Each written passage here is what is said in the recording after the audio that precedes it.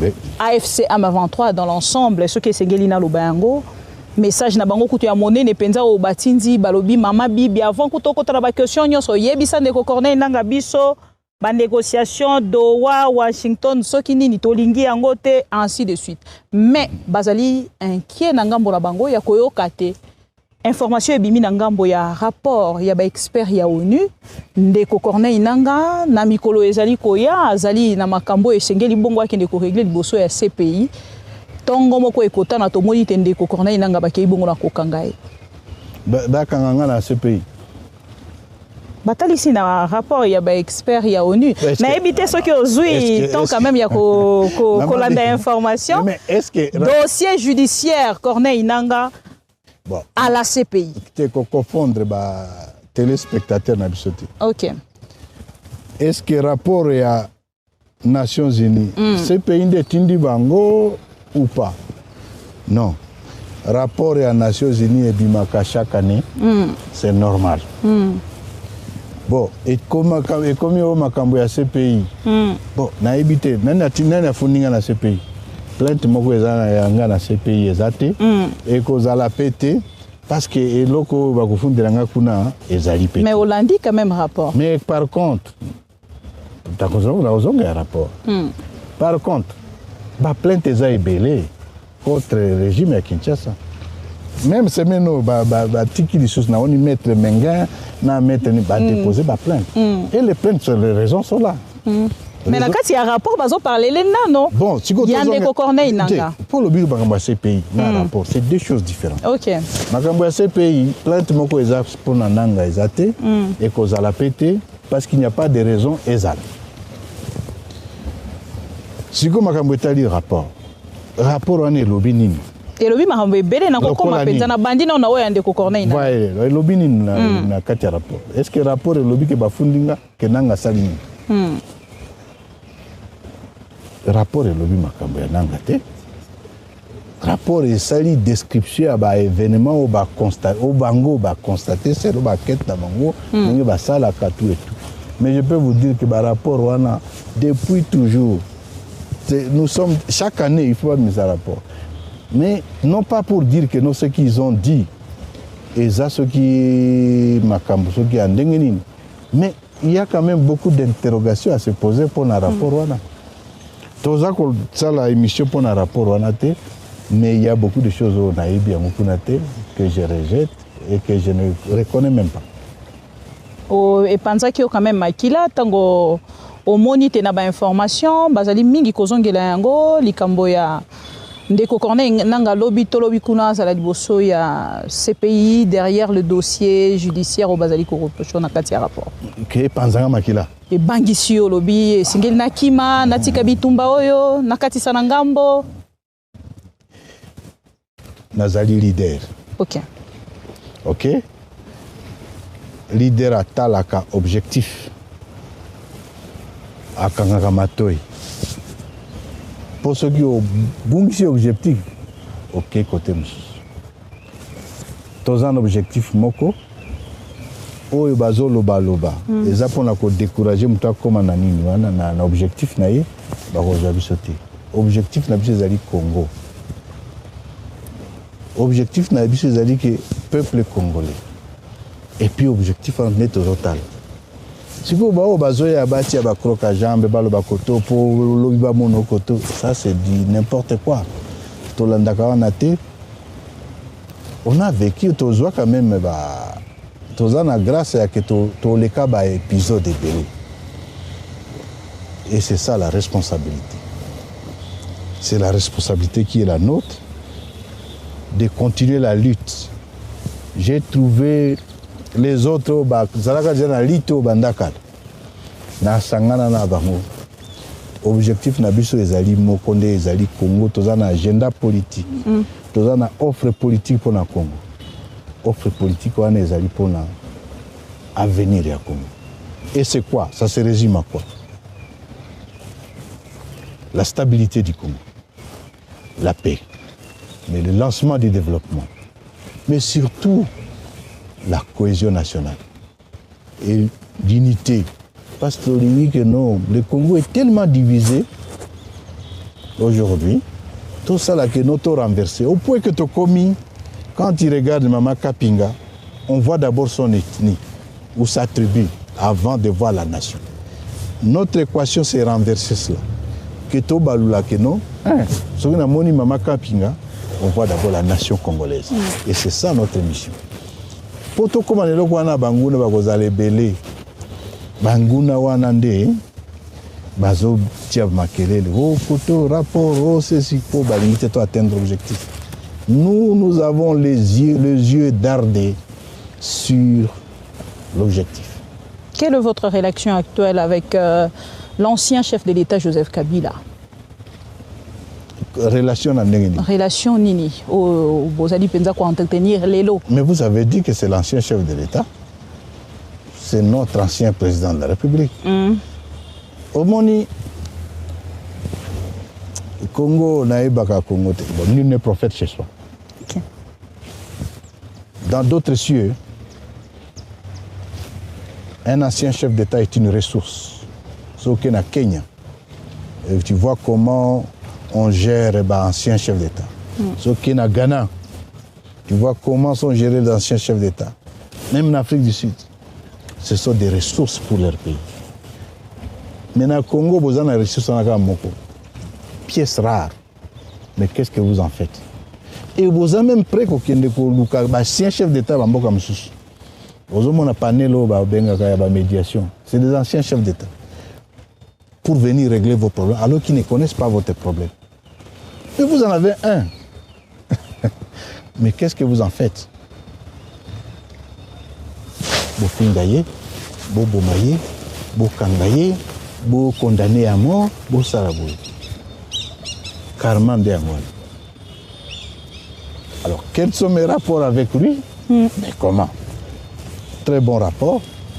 Notre chef, notre ancien chef de l'État, le président honoraire, qui mérite tous les respects qu'il y a. La question peut-être non, mais pourquoi est-ce qu'il y a des chefs, vrai chef, non, non, parce que qui est dans la côté. Voilà que question penza ezali maman na likambo ezali est-ce que vous allez préparer moralement pour que lobby Joseph Kabila azwa maintenant ngwende naye, c'est-à-dire quitte yo vandi et yo commis second. Kazwa oyo. Non seulement. Il y a AFC M23. Ah, okay. Voilà, c'est ça qu'il fallait que.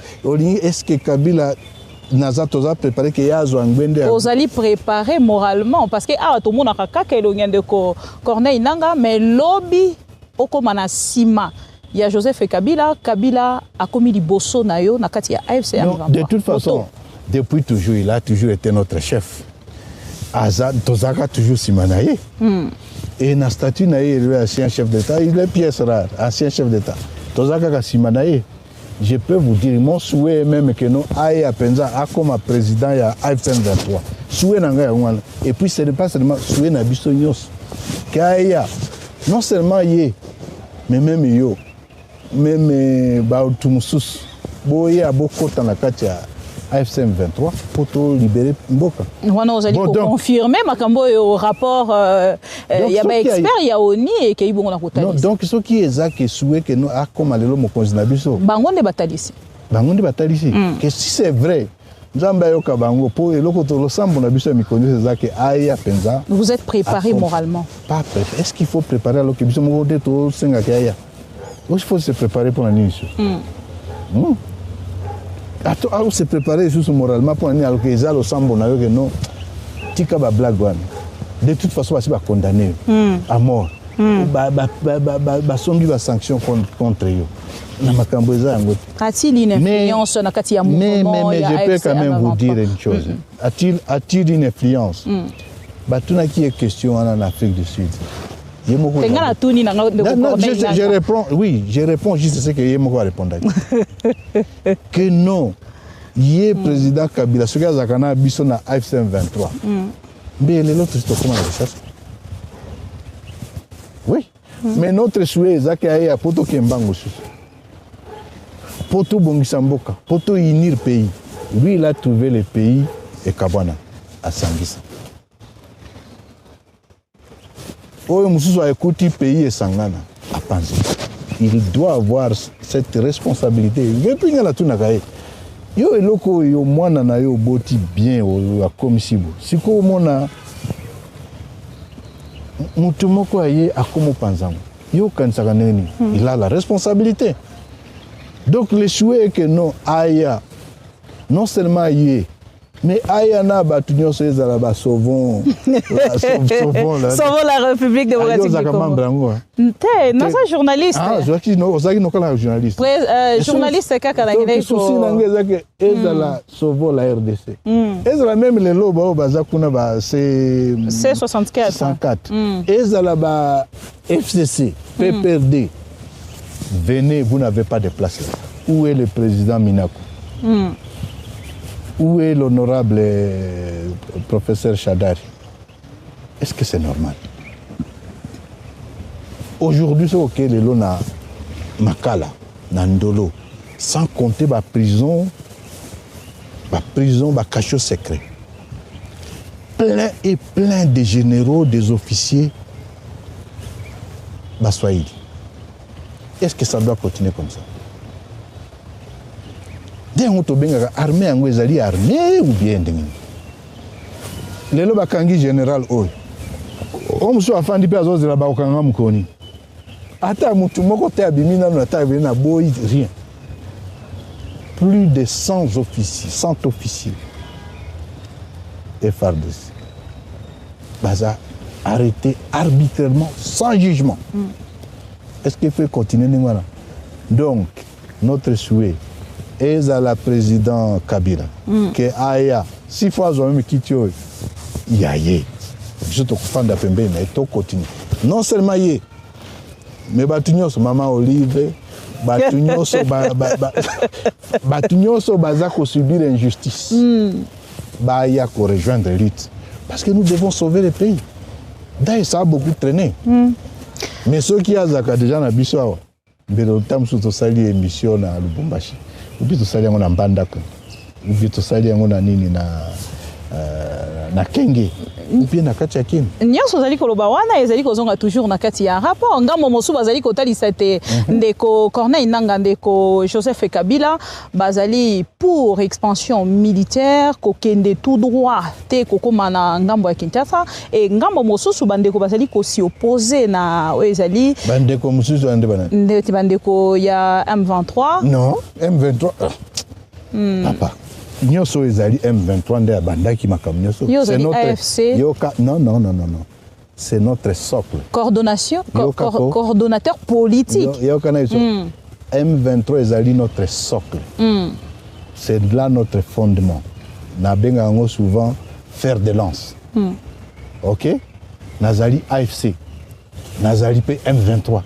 nazali Twirwaneho nazali donc mokambia nyonso wana. Alors, ceci dit, que au M23, il y a des beaucoup c'est là divisé. Non seulement beaucoup ça que non M23 Zakaba Rwandais. Ou on a le cas aussi là vous créer Moussoussou, vous allez diviser. Diviser en quoi? C'est à vous de nous dire vrai ou faux que vous allez même na ébisio lelo que vous allez diviser peut-être que vous allez diviser pour tous en cause. Tous en cause ou tous en Kolanda. Kolanda te ho ba loba ce qui n'est c'est normal c'est les mais est-ce que na meme yo mituna oh nyo c'est ça ko kolobama oh peuple azali ko se poser ba question oyebi rapport na basomba kango. Ah bon oyebi kango te na yo ki bien te rapport na pesi mbongo bokoma boy ponga na lingi boy ce qui est vrai c'est ce que j'ai acheté tinda ba millions na ba millions pour ba diviser biso de faire kolobake ho azabo et simbate parce que batumsu baleka déjà degré à mbongo. OK mutroko la général Makenga mama bibi 3 décennies oyo la kisanga général o asala bitumba lokola ye depuis 3 décennies oyo to sali o asali bitumba lokola ye azate Sougaza Kanayela maréchal Mbessa Binga pe na comme maréchal. Okofuta est combien pour diviser biso? mutroko la Bertrand Bissimo oko corrompre na combien pour le bakeno et l'autre dans le projet na biso to kabo ouais général Biamungu qu'est-ce qu'il n'a pas vécu ba prison nyonso azaki lobi na Minembwe comme oko fouté na combien pour mutroko la ngai combien tu vas me payer. Non, combien valeur n'angeza combien pour corrompre ngao division. Même Moutrokola o ya Télémio. Qu'est-ce qu'il n'a pas vécu? Oh, mon porte-parole na biso Laurence. Beaucoup fouté combien pour non. Ouaniza ba biloko bas. Ba meki ndenge nyoso ko sala pour diviser et ko simbate. Alors c'est pourquoi vous ba rapport ba sala boy. Mais tu es à Goma non? Hein? Nazaki na état-major l'autre, Nazaki na coordination politique de l'autre.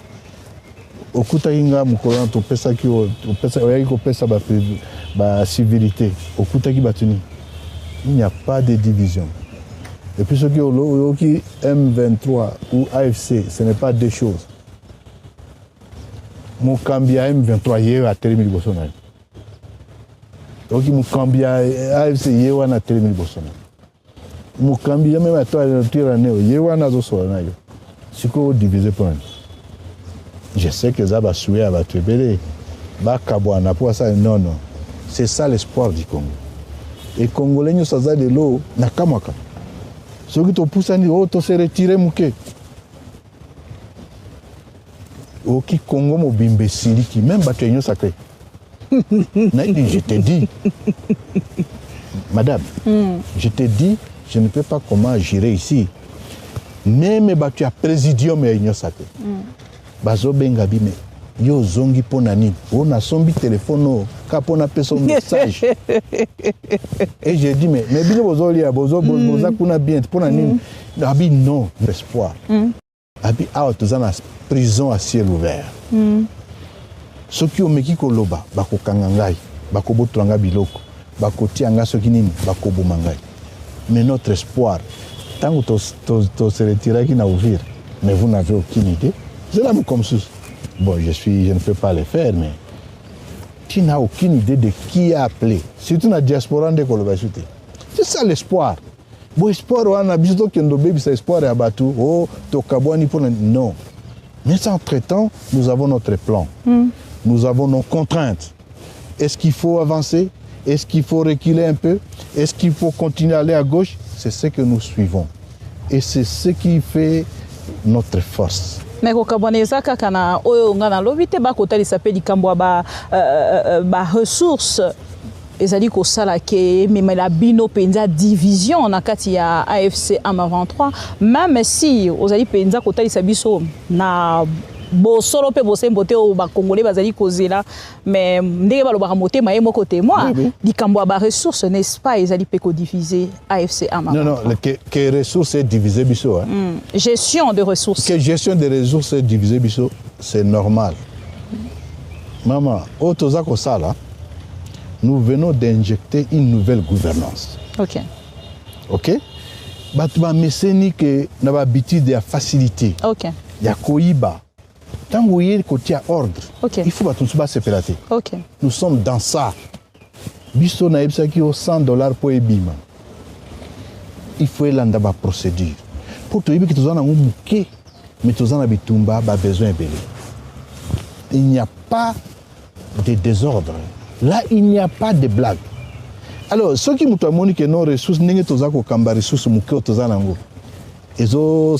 c'est normal. Non, c'est normal. Mais nous voulons imprimer cette nouvelle gouvernance, c'est normal. Le peu de ressources que nous avons, les résultats, vous les avez. Mais comment vous pour que vous créer harmonie? Harmonie aussi pour diviser. Mais ceux qui ont déjà un rapport, parce qu'il y a information, il y a rapport. Il y a rapport toujours. Il y a rapport rédigé à Kinshasa, Nous ne corrompons pas. L'une des choses autres, c'est que nous ne corrompons pas. D'ailleurs, même dans les cas il y a des acteurs politiques qui pensent que non, pour venir ici, il faut d'abord tout foutre en bon. Il y a même des journalistes qui pensent que pour le Belabiso, il faut tout faire ça. La vérité, si c'est pour ça, la pêche est combien? Évidemment, les gens vont dire que non, nous, on n'a pas cet argent pour corrompre. Oui, les services, nous payons si c'est nécessaire. Mais que tous un bon rapport, jamais. C'est justement ce que nous sommes en train de combattre, madame. Nous avons peu de ressources, mais avec des gros résultats. Talaga Ebola, c'est parce que tu es sérieux. Et ce sérieux-là ne peut pas plaire à beaucoup de gens, même parmi les gens qui nous entourent. Non, nous ne sommes pas venus ici pour... Vous pensez que je suis venu chercher des ressources ici? Non, non. Les millions, moi, j'en avais déjà. OK? Non, je ne suis pas au Naya ou à Ponaï ou au Kabatus, non. Le salaire, combien on me paye ici? Oui, parce que dans notre code... On peut ça Congolais, hein? Non, je peux ça bango. Ah, ok. Ça serait une bonne chose parce que na Kinshasa, vous konzambo kaloba yebi salaire na été. Ce qui yebi ayo et kozale lo kamala. D'abord, abiso watoza na période de sacrifice. Na kati ya sacrifice wana,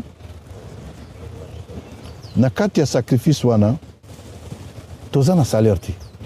Mais nous avons la petite prime autopesaka pour nous sa volonté, mais surtout au bien en communication. Il faut communication à la Internet tout et tout. Et moi je reçois par mois combien? Tozo c'est le montant. $600. Ok. Le mois. Boyoki? Oui. $600 le mois pour la communication.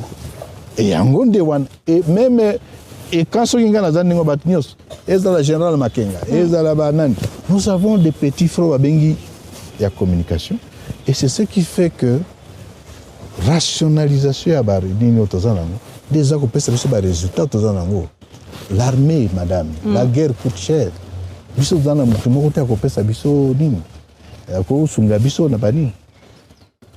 Voilà, c'est ça la situation. Nous voulons créer cette rigueur avec des principes simples.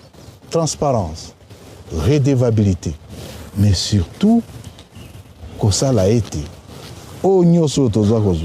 Et c'est ce qu'on va imprimer. Nous allons commencer des gros projets ici, comme des routes, comme des... C'est à cause de ça.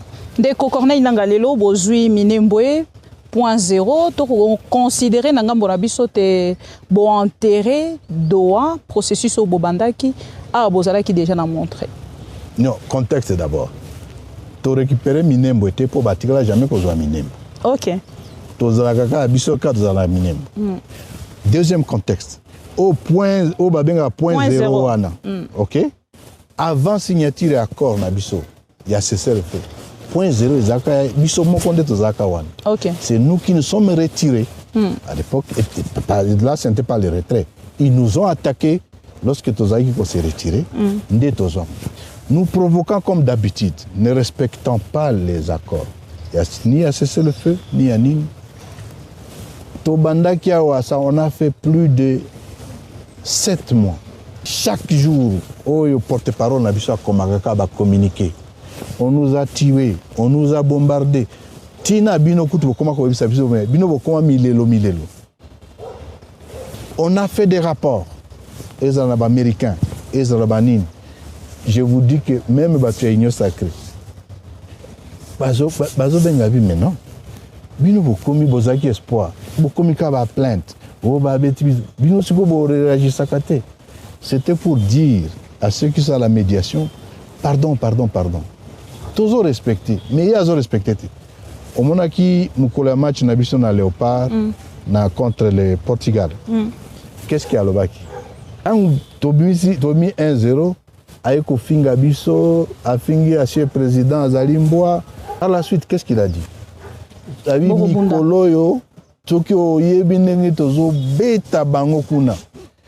Na Mikoleza Koya, Buka Vutoko récupéré, Goma Toko récupéré. N'est-ce pas? Mais c'est ça. Que ton fan d'accord, on a entre-temps, Minembwe Congolais bamona kango lokwa blague. Pour ceux qui baoki makambo ya Minembwe babi Banyamulenge baza ba Rwandais. Non, arrêtez. Minembwe Banyamulenge baza bande kona biso ba Congolais. De Kinshasa à Dakar City, de Lago jusqu'à Nairobi, les stars, les news et les vibes, c'est Top Africa qui te drive. Partout où tu es, on est là, on te rapproche de chez toi. Une seule chaîne pour rêver, une seule voix pour t'élever.